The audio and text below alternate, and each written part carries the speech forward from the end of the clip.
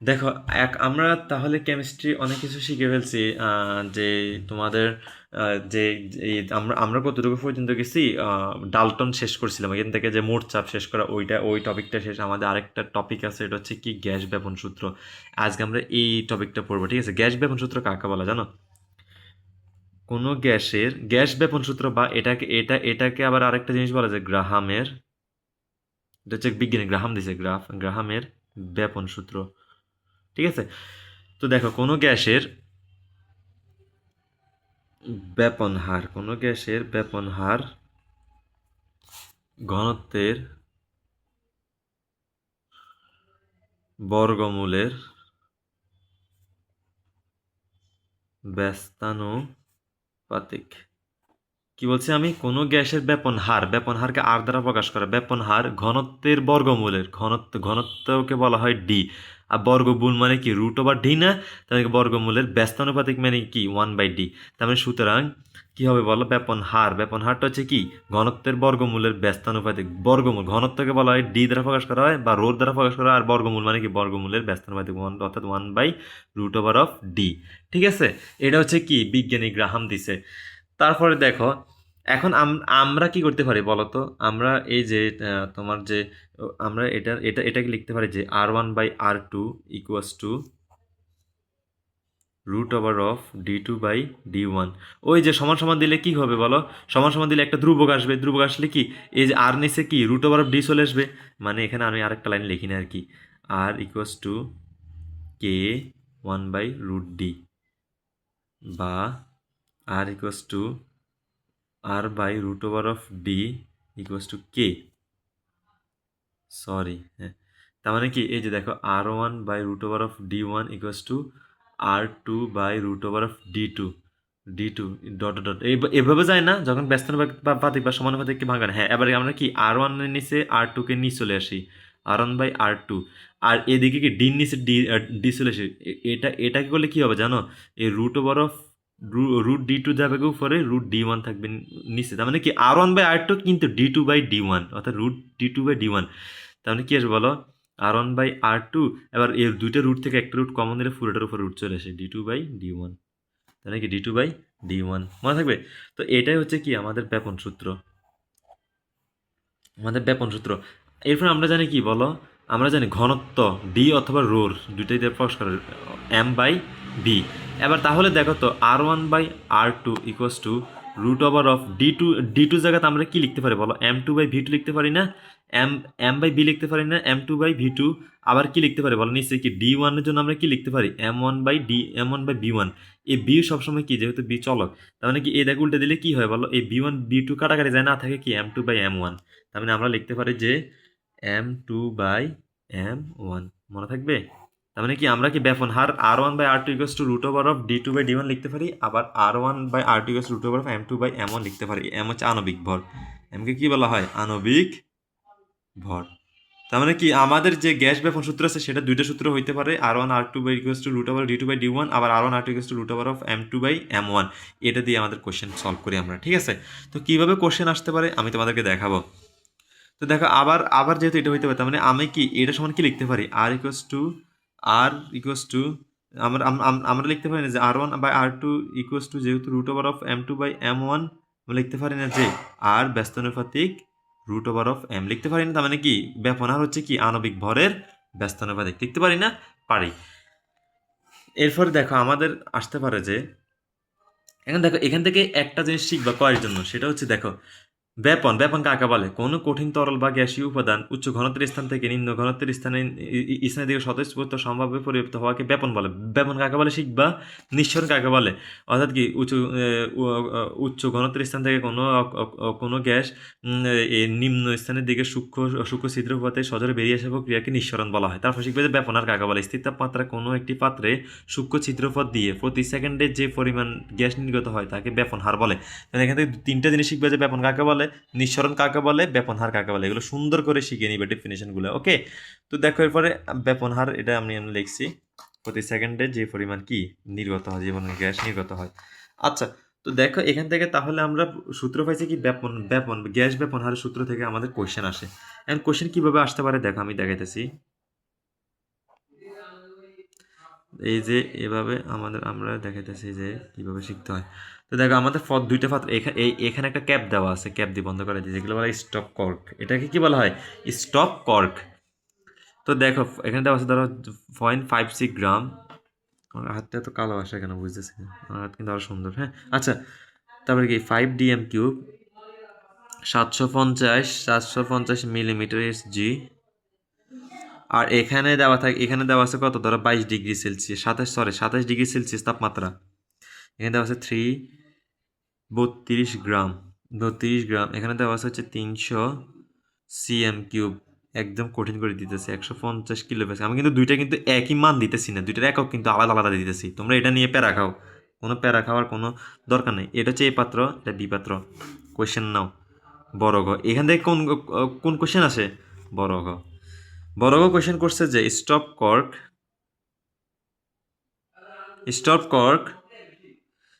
Cork খুলে দিলে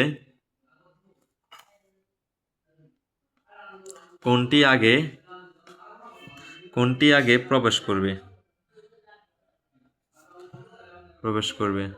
অথবা কোনটির ব্যাপন হার বেশি। অথবা তোমার আসতে পারে যে কোনটি আগে ব্যাপিত হবে, কোনটি আগে ব্যাপিত হবে, মানে ব্যাপন হবে। তো দেখো স্টপ কর খুলে দিলে কোনটি আগে প্রবেশ করবে, মনে রাখবা স্টপ কর খুলে দিলে সেটাই আগে প্রবেশ করবে। মনে রাখবে যার আণবিক ভর কম, যার আণবিক ভর কম সে আগে প্রবেশ করবে, প্রবেশ।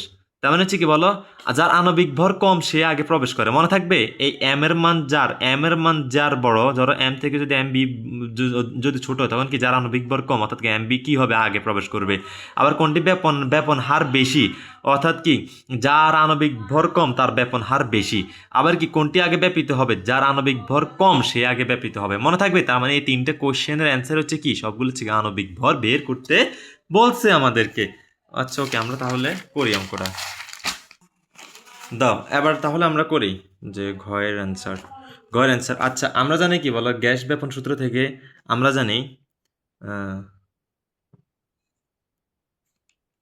আচ্ছা যেহেতু আমাদের প্রথম কোশ্চেন কি বলছে, স্টক খুলে দিলে কোনটি আগে প্রবেশ করবে, আচ্ছা আমরা জানি যে Phoebe equals to nRT Phoebe equals to W/m/T। কারণ আমরা বলছি কি যার আণবিক ভর কম সে আগে প্রবেশ করে, তার মানে কি আণবিক ভরটা আগে আমাদের নিয়ে আসতে হবে না? তো আণবিক ভর আমরা কোন সূত্র থেকে পাই? আদর্শ গ্যাসের সূত্র থেকে। আদর্শ গ্যাসের সূত্র হচ্ছে কি ফিবি ইকোয়াস টু এনআরটি। এই সূত্র দিয়ে কি আসলে আলটিমেটলি এখানে দুইটা পার্ট থেকে অঙ্ক আসে, বুঝছো? এই প্রথম পার্ট হচ্ছে বেশিরভাগ এটা আসে, অঙ্কটা আসে, বুঝছো? এই অঙ্কটা হুবু তোমরা ইনশাল্লাহ কমন পেয়ে যাবা। মানে এখানে এম এর মান বের করো প্রথম পাত্রের জন্য। এটা কি এ এর জন্য এই পাত্রের জন্য এম এর মানটাকে বের করো। তার মানে এম ইকোয়াস টু কি দেওয়া আছে বলো, এম ইকোয়াস টু দিব আমরা এটা যেটাকে নিয়ে আসি, এটা নিয়ে চলে আসবেন। হ্যাঁ, WRT/PV। দেখো প্রথম পাত্রের জন্য ডাব্লিউর মান কত দেওয়া ছিল বলো তো? ডাব্লিউ মান দেওয়া আছে 0.56 গ্রাম, 0.56 ইন্টু আর মান কত বলো? যখন গ্রাম আসবে তখন আর মান নিতে হবে তোমার সিজিএস এককে, 0.0821।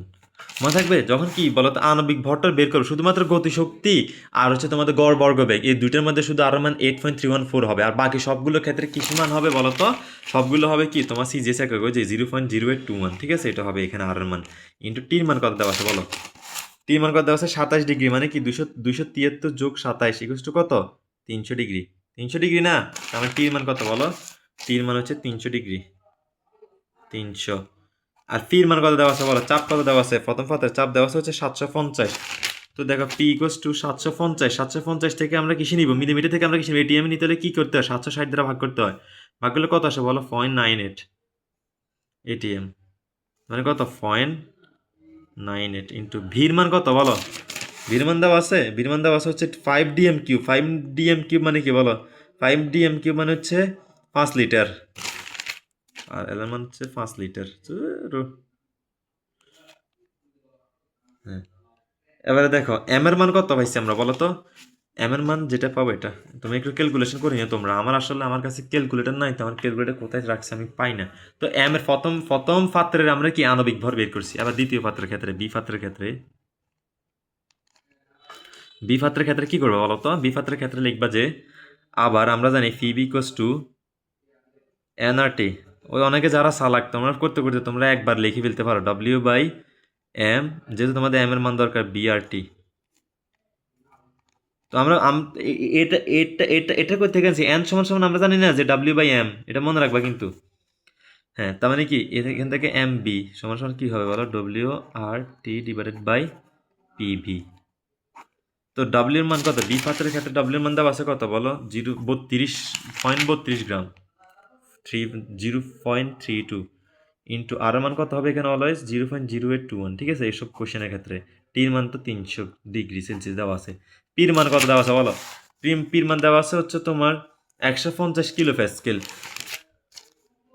পির মান হচ্ছে কত? 150। তার মানে তাকে কি দ্বারা ভাগ করলে এটিএম আসবে বলো তো? 101.325 দ্বারা ভাগ করলে তোমাদের এটিএমে চলে আসবে। 101.325 দ্বারা ভাগ করলে কত হয়? এটা তো আমরা এর আগে একবার করছিলাম না, 1.4 হয়তো। হ্যাঁ, 1.4 এটিএম। ক্যালকুলেশন করে দেখিও। হ্যাঁ, আমার ভুল হলে সমস্যা নাই, তোমাদের হচ্ছে আমি আমি তোমাদের শিখিয়ে দিতেছি, ক্যালকুলেশন তোমরা করবা। 1.4 ইন্টু ভির মান কত দেওয়া আছে বলো তো? ভির মান দেওয়া আছে তোমাদের 300 cm কিউব। আমি সিএম কিউব যে কথা মিলিলিটার, তার মানে 300 cm কিউব মানে কত লিটার? 0.3 লিটার। 0.3 লিটার। ওকে। ও, এখানে আর এর মান কেন আমরা এটা লিখছি? কারণ আমরা জানি আর এর মান কোন এককে লিটার এটিএম বলো তো? আমরা কিন্তু ফিজিক্সে শিখছিলাম যে 0.0281 litre per ATM per kelvin per mole. তো এটিএম কেন? ওই যে আমাদের চাপ এখানে এটিএম নিচ্ছে, এই কারণে আমরা আর এর মানটা বলে এটিএম এরটাই রাখবো, বুঝছেন? ওকে, ক্যালকুলেশন করে যেটা পাবা এটা। এবার দেখো কয়টা পাইছো? এম এ পাইছো, এম বি পাইছো, দুইটা পাত্রের জন্য পাইছো। স্টপ কর খুলে দিলে এ কার্ডটা যখন খুলে দিবে কে আগে প্রবেশ করবে? কি এ চলে আসবে নাকি এ চলে আসবে? মানে যার আণবিক ভর হচ্ছে কম সে আগে প্রবেশ করবে, মনে থাকবে। তার মানে হচ্ছে এই যে এম ভি এম এ, যদি এম এ যদি এম ভি থেকে যদি বড় হয়, তোমরা তো ক্যালকুলেশন করলে পাবা যে এম এর মান যেটা হবে এটা কি এম এ বড় হয় নাকি এম বি বড় হয়। যদি এম এ বড় হয়, যদি এম বি ছোট হয় তাহলে এম বি আগে প্রবেশ করবে। যদি এম এ বড় হয়, সরি, যদি এম এ ছোট হয় তাহলে এম এ আগে প্রবেশ করবে। অ্যান্সার, বুঝছো? আচ্ছা, তারপরে তারপরে আবার কি বলছে বলো তো? কোনটির ব্যাপন হার বেশি? ব্যাপন হার বেশি, এখন এটার সাথে আমরা করে ফেলি। জাস্ট আগে কি করবে, এরকম প্রথম পাত্রের আণবিক ভর বের করে ফেলবা, দ্বিতীয় পাত্রের আণবিক ভর বের করে ফেলবা। এবার কি তোমরা জানো না যে দুইটা দুইটা পাইছো?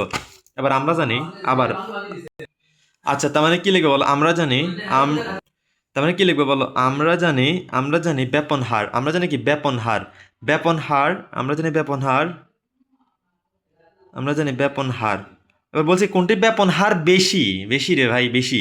কোনটি ব্যাপন হার বেশি, তার মানে কি আমরা জানি না যে ব্যাপন হার সূত্র শিখছিলাম কি R1/R2। এবার ওই যে কেন বলতো?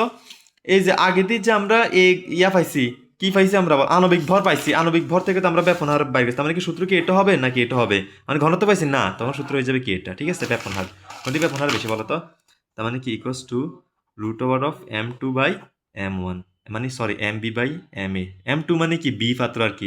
M1 মানে হচ্ছে পাত্র, মানে কি MB/MA। তাহলে কি R1/R2 ইকুয়ালস টু √MB এর মান কত পাইছি? এবার তো আমার ক্যালকুলেটর অবশ্যই লাগবে না?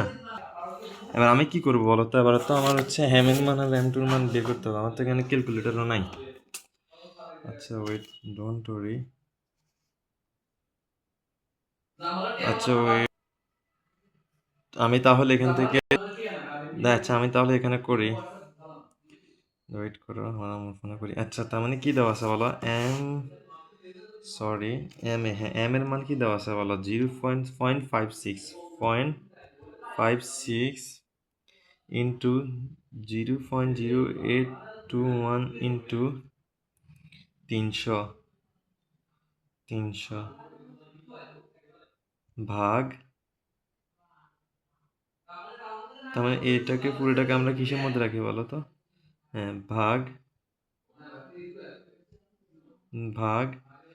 0.98 ইন্টু 5। আচ্ছা, লাইক ধরো আমরা পাইছি কত? 70.37। তোমরা দেখি একটু। হ্যাঁ, 70.37। এটা হচ্ছে কি বলো? গ্রাম। এটা গ্রাম পার মোলও হয়, বুঝছো? এই যে আণবিক ভর একক হয় গ্রাম পার মোলও। আচ্ছা, এরপর বিপাত্রের ক্ষেত্রে আমাদের কত পাইছে বলো তো? 0.32। এই কোশ্চেনগুলো কিন্তু আমার টিচারে বানাইছিল, বুঝছো? এগুলো কিন্তু কোনো বোর্ড কোশ্চেন না। হ্যাঁ, তারপর হচ্ছে কি 0.32 ইন্টু, আরে কি করে ফেলতেছি, ইন্টু 0.0821 ইন্টু 300 ভাগ হচ্ছে 1.4 ইন্টু 0.3। রিয়েলি এটা হয় কি?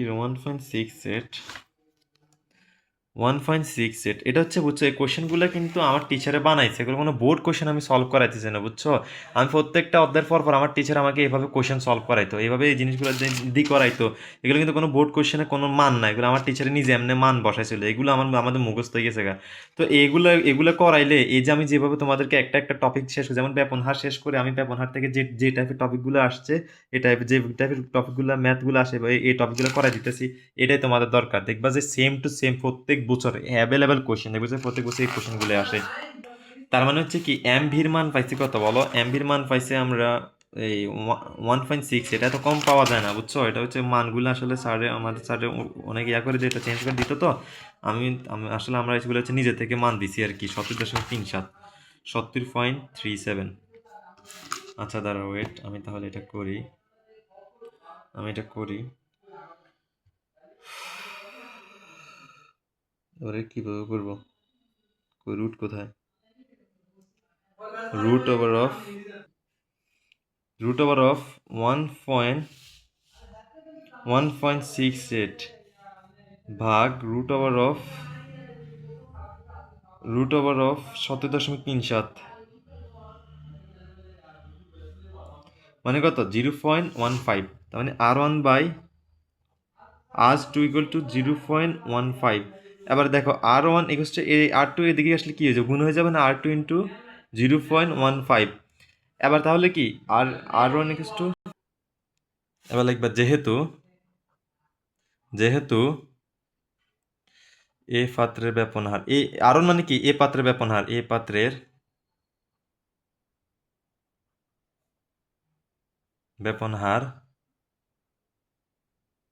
R1, বি পাত্রের ব্যাপনহারের 0.15 গুণ। দেখছো, আর ওয়ান হচ্ছে কি? R2 এর এত গুণ না? এটা গুণ না, তার মানে কি আর আর দেখো, এটা হচ্ছে R2 ইন্টু 0.15, আর এটা হচ্ছে এক। এটা এবার এবার বলতো কোনটা বড়? R1 বড় না? এত গুণ, তাই R1 লেস দেন R2। তার মানে হচ্ছে কি এ পাত্রের ব্যাপনহার বেশি। মনে থাকবে? এই টাইপের কোয়েশ্চেন তোমরা অ্যাভেলেবেল পাবে, এই কোয়েশ্চেনটা তোমরা সবসময় পাবা। দেখবে যে প্রথমে M1 M2 বাইর করবা, তারপর ব্যাপনহার যদি কোনটি ব্যাপনহার বেশি, এই টাইপের এইভাবে জেনে আসছে এমনি বাইর করবা। তারপরে দেখবে যে এই পাত্রের ব্যাপনহার আর বি পাত্রের ব্যাপনহারের কত গুণ? 0.5515 গুণ। তার মানে কোনটা বড়? এটা বড়, তার মানে এই পাত্রের ব্যাপনহার বেশি। অ্যান্সার। এবার আমি আর একটা কোয়েশ্চেন লিখছিলাম যে কোনটি আগে ব্যাপিত হবে? কোনটি আগে ব্যাপিত হবে বলো তো? অর্থাৎ যার আণবিক ভর কম সে আগে ব্যাপিত হবে। এখানে এতটুকু যদি বলে, তার মানে এতটুকুতে অ্যান্সার শেষ। যদি ব্যাপন হার কোনটার বেশি বললে এতটুকু বাড়তি লিখতে হবে। আর যদি তোমাদের বলে কোনটি আগে ব্যাপিত হবে, কোনটি আগে প্রবেশ করতে হবে, তখন এটুকু শেষ। তার মানে কি, যার আণবিক ভর কম, যার যেহেতু কি আণবিক ভর কম, সে আগে ব্যাপিত হবে। কোনটা আণবিক ভর কম বলো তো? এম এ নাকি এম বি? মানে কি এম বি এর আণবিক ভর কম, তাই কি এম বি আগে, এম বি হচ্ছে কি আগে ব্যাপিত হবে। আশা করি তোমরা বুঝতে পারছো। অ্যান্ড দেন তোমরা মোস্ট ইম্পর্ট্যান্ট হচ্ছে এই কোয়েশ্চেনটা সলভ করার পরে তোমরা বোর্ড কোয়েশ্চেন উল্টাবা, দেখবে ম্যাজিক দেখতে পারবো, তোমরা নিজেরা অটো করতে পারতেছো। তো আশা করি গাইস, সবাই আলহামদুলিল্লাহ ভালো থাকো, সুস্থ থাকো। আসসালামু আলাইকুম, এবং নেক্সট ভিডিওতে দেখা হবে। ঠিক আছে, এতটুকু পর্যন্ত করো। আমাদের প্রায় প্রথম পার্টটা শেষ।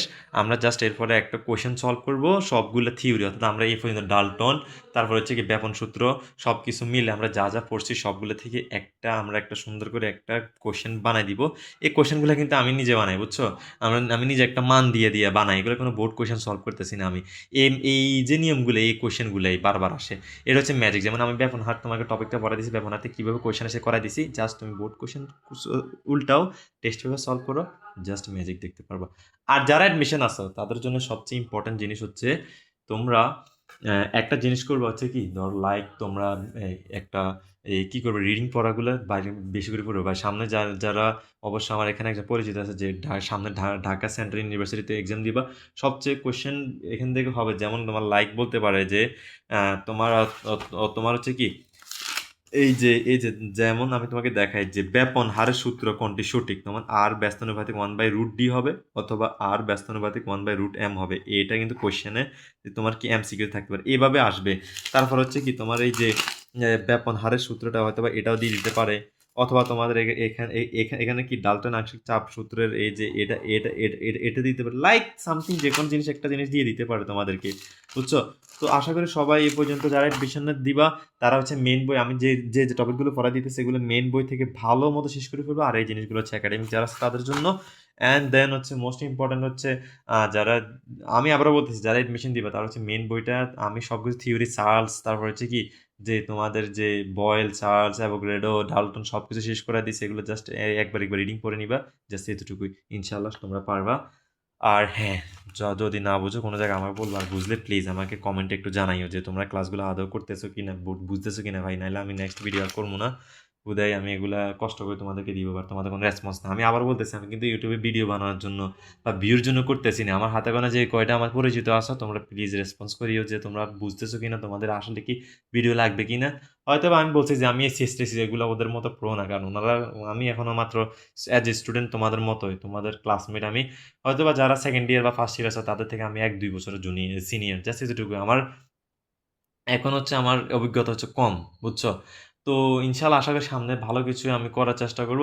তাই এখন আপাতত যে এতটুকু আমি যা পারছি আমি তোমাদেরকে বুঝে দিছি, হয়তো এটাতে তোমাদের 20 মানে 1% হইলেও তোমাদের উপকার হইতে পারে। আর যাদের আমি আবারও বলতেছি, এই ক্লাসগুলো তাদের জন্য যারা হচ্ছে খুবই কম সময়ের মধ্যে সবগুলো পাঁচটা অ্যান্সার করতে পারে। এই অধ্যায় থেকে আমি যেগুলো করাই দিব, এই অধ্যায়টা পরিবেশ রসায়নটা আমি যা যা করাই দিব, বুঝছো? যা যা করাই দিব আমি পরিবেশ রসায়নে, তার মধ্যে 2টা কোয়েশ্চেন তোমাদের কমন থাকবে। 2টা কোয়েশ্চেন যদি কমন থাকে ভাই, তোমরা 20 নাম্বার। ক খ সকার যদি পারো তাহলে 20 নাম্বার। ক খর জন্য তোমরা জাস্ট রিডিংটা পড়ে যাও, আর কিছুই লাগবে না। আর বোর্ড কোয়েশ্চেনে ক খ যা আসছে ওইগুলো একবার রিভাইজ দাও। যেমন তোমার আদর্শ গ্যাস কাকে বলে আসতে পারে, ব্যাপন কাকে বলে, নিঃসরণ কাকে বলে, ব্যাপন আর কাকে বলে, এগুলো আসতে পারে, এগুলো একবার সবগুলো দেখে নিবে। এগুলোকে আমি পড়াই দিব, বলো? না। তার মানে কি, এরপর সিকিউর জন্য গ আর ঘ এর জন্য যা লাগে আমি সব কিছু আমি নিজ দায়িত্বে শেষ করে দিতেছি ভাই। তাহলে তোমাদের কিসের প্যারা? তোমরা যদি গ দিতে পারো, 7 দুগুণে একটার মধ্যে কি 7 করে কি 2টা কোশ্চেন আসলে কি 14 নাম্বার। তার মানে কি 14 নাম্বার পাওয়া, আর একটা আর একটা অধ্যায় থেকে 2টা বেলা 14 কত, 28 নাম্বার। এমসিকিউতে যদি পাও 10 নাম্বার, 38 নাম্বার। 38 নাম্বারে তোমাদের কমন। আর আমি যা কথা বলতেছি তার থেকে এমসিকিউ 4-5টা ইনশাল্লাহ আমি আশা করি তোমরা পাবা। তো আমি যদি তোমাদের যদি 40 মার্ক যদি কমন করে দিতে পারি, এনশিওর করে দিতে পারি, তাহলে ভাই তবে এরা কিসের। তো আমি আসলে ওই লেভেলে প্রো না। বাট আমি হচ্ছে এই ক্লাসটা আমি আবারও বলতেছি তাদের জন্য যারা হচ্ছে আমার মতো, মানে আমি যেরকম প্রো, আমি নিজেও প্রো না, আমি এত বেশি আমারই ছাত্র না, আমি মিড লেভেল স্টুডেন্ট আছি। যারা আমার মতো মিড লেভেল স্টুডেন্ট আছে তারাই।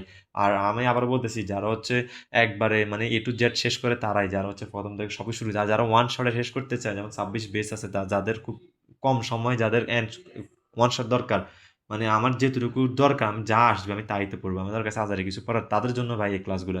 তো তোমরা জাস্ট এগুলো করো। যারা ফার্স্ট ইয়ার এক্সাম দিবা তারা ফার্স্ট ইয়ার কোশ্চেন দেখি, কোশ্চেনে প্লিজ আমাকে একটা ছবি দিও।